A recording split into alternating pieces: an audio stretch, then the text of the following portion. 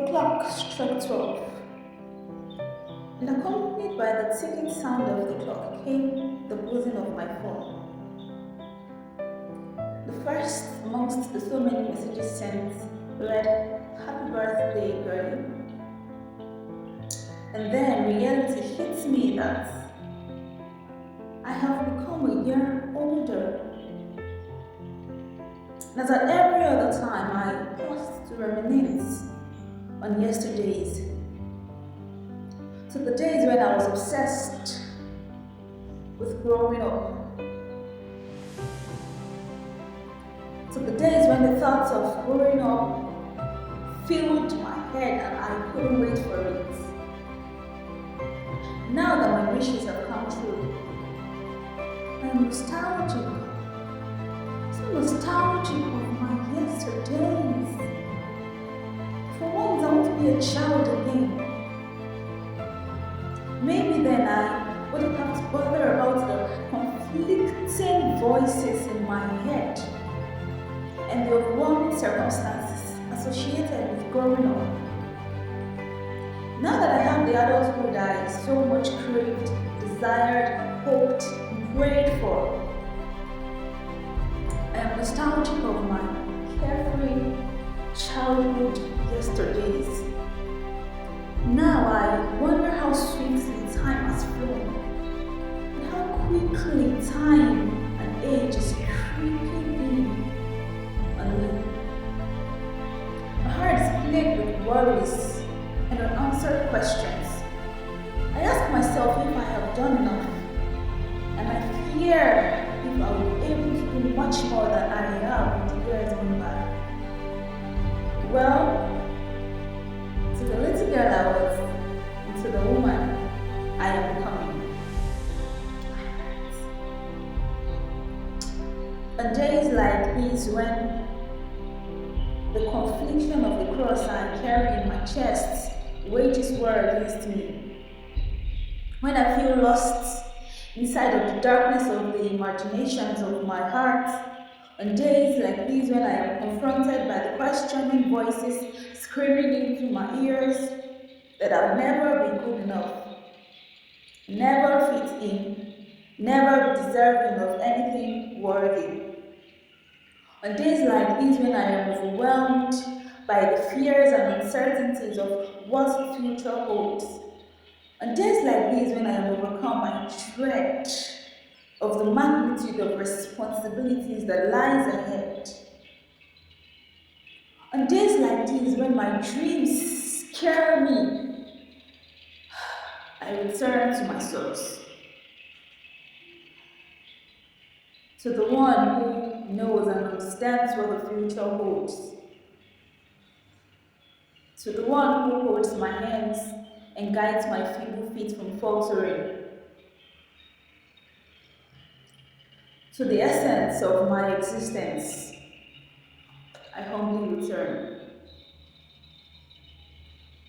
And wrapped in the warmth and shelter of his loving arms, he whispers into my ears that, even though it doesn't make sense now, his presence in my life makes a difference. And when I question the reason for the coincidences and occurrences, he reassures me that someday soon it's all gonna make sense. And with that assurance and confidence that I am not doing life alone, I pick myself up from the ashes with my shoulders squared and my head held high, and I raise a toast. I raise a toast to this frail, feeble, yet strong woman that I am. I raise a toast to this woman who has been through fire and flood, yet stands undaunted. I raise a toast to all the dreams undying. And I raise a toast to hopes, beliefs, and faith unshaken. To those who have been pivotal potters, who have joined hands with the master potter to mold this broken clay into a beautiful masterpiece, I raise a toast. To those who understood that before I can be made, I have to first be broken, and who paid less attention to the inconveniences and discomforts of my brokenness, just so a beauty and a masterpiece can be shaped out of the broken pieces. I raise a toast. To all the insecurities that I will roast because I can no longer be their host, I raise a toast. To the greatness that burns like fire inside of my bones, I raise a toast. To my hands that are created by the master creator to create magic, I raise a toast. To the starred scars that I am unashamed of, I raise a toast. To the girl I was and to the woman I am becoming, I raise a toast.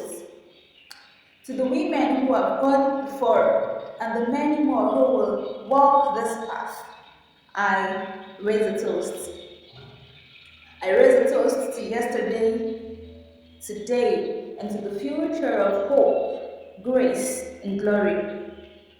I raise a toast to the emergence of me.